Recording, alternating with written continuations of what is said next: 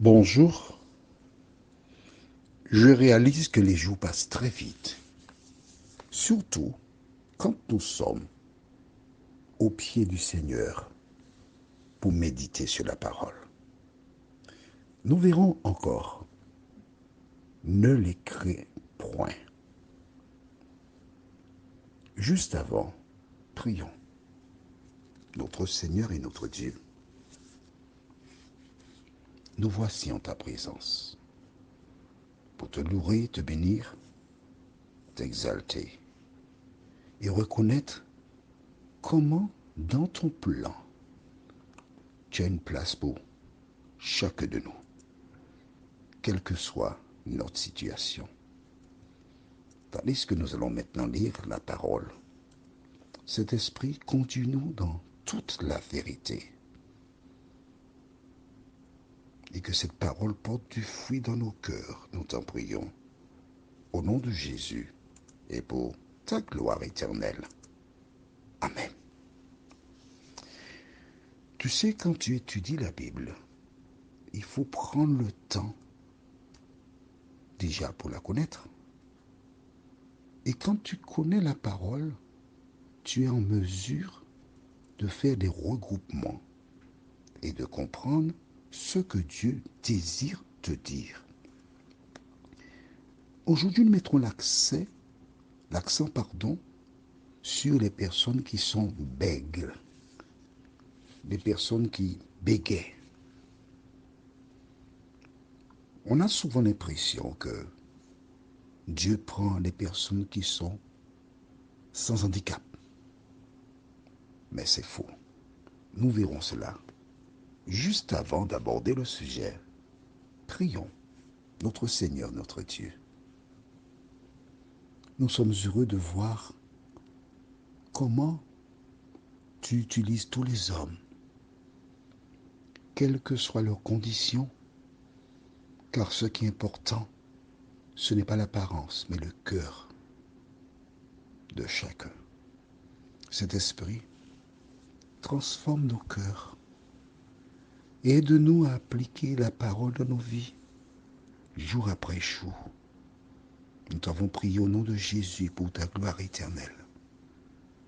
Amen. Lisons au livre de Jérémie, chapitre 1er, les versets 4 à 8. La parole de l'Éternel me fut adressée en ces mots. Avant que je t'eusse formé dans le ventre de ta mère, je te connaissais. Et avant que tu fusses sorti de son sein, je t'avais consacré. Je t'avais établi prophète des nations. On s'arrête ici. Est-ce que tu te rappelles? À plusieurs reprises, nous avons lu dans le livre de Ésaïe, surtout vers les Ésaïe 43, 44, Dieu disait, je t'ai créé, je t'ai formé. Maintenant, un autre prophète, Dieu s'adresse à lui directement. Dieu lui dit, avant que je t'eusse formé, voici la confirmation que toi qui m'écoutes là aujourd'hui, que Dieu te dit, c'est moi l'Éternel qui t'ai formé dans le sein de ta mère.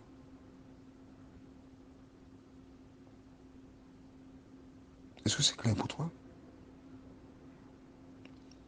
Avant que tu fusses sorti de son sein, je t'avais consacré. Tu es une personne consacrée. Voilà pourquoi tu as eu des problèmes. Tu es une personne consacrée à Dieu. Voilà pourquoi le diable s'est acharné contre toi pour te causer des difficultés, des problèmes. Tu es consacré. Tu ne le savais pas? Je sais. Je sais. Tu vois, je parle calmement. Je te parle calmement. Je te comprends. Tu ne savais pas. Mais aujourd'hui, Dieu te dit, aujourd'hui, Dieu m'a envoyé vers toi pour te dire que c'est lui qui t'a tissé dans le sein de ta maman. C'est lui qui a permis que tu sortes. Et le diable, le sachant, il a tout fait pour empêcher au plan de Dieu de se réaliser. Le même diable qui a incité Ève à faire le contraire de la parole de Dieu, c'est lui qui t'a incité à vivre en opposition avec la parole de Dieu. Mais aujourd'hui, ton Dieu, ton Créateur te parle et te dit, oui, je t'ai consacré. Et tu rempliras une mission. Lorsque Jérémie a entendu ça, il a fait exactement comme toi. Tu vois, je te comprends. Tu n'es pas le premier. Toutes les personnes qui ont été embrigadées par le diable ont la même attitude. Moi aussi, mais oui, je parlais comme toi. Et regarde comment je suis aujourd'hui. Alors, je ne te parle pas de ma propre expérience. Le Seigneur t'aime. Verset 6. Je répondis, ah Seigneur éternel, voici, je ne sais point parler, car je suis un enfant. Et l'Éternel me dit, ne dis pas, je suis un enfant, car tu iras vers tous ceux auprès de qui je t'enverrai, et tu diras tout ce que je t'ordonnerai.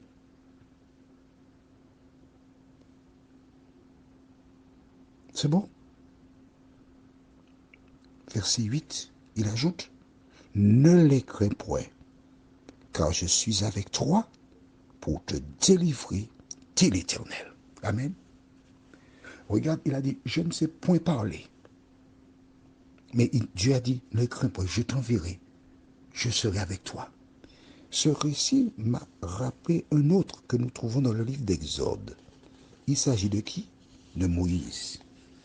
Celui que Dieu va appeler pour délivrer Israël d'Égypte. Alors, on va dans Exode chapitre 4.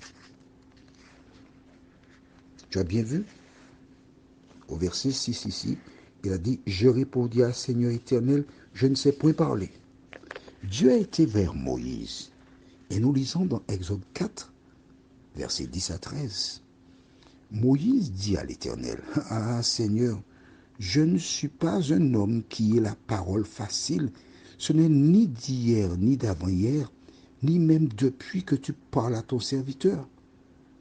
Car j'ai la bouche et la langue embarrassées. L'Éternel lui dit, qui a fait la bouche de l'homme et qui rend muet ou sourd, voyant ou aveugle? N'est-ce pas moi, l'Éternel? Va donc, je serai avec ta bouche et je t'enseignerai ce que tu auras à dire. Moïse dit, ah Seigneur, envoie qui tu voudras envoyer. Dieu l'a déjà appelé. Dieu t'a déjà appelé, toi qui m'écoutes là, oui. Tu fais quoi? Tu fais comme Moïse, tu dis, ah Seigneur, envoie qui tu veux envoyer. Mais il t'a déjà appelé. Il t'a déjà choisi. Pourquoi résistes-tu? Tu comprends ce que je dis. Tu as bien compris. Pourquoi résistes-tu? Pourquoi laisses-tu le diable prendre le pas sur toi pour que tu renvoies l'appel de l'Éternel des armées? Ne fais pas ça. Prions. Notre Seigneur et notre Dieu, merci. Merci de nous avoir sélectionnés. Jérémie ne pensait pas. Mais dès le départ, tu l'as rassuré en disant, je t'ai formé dans le sein de ta mère. Je sais qui tu es. Je te connais. Il en est de même pour Moïse parce que tu l'as protégé miraculeusement, Seigneur. Et tes enfants qui écoutent cet audio, tes enfants qui sont tombés, eux aussi,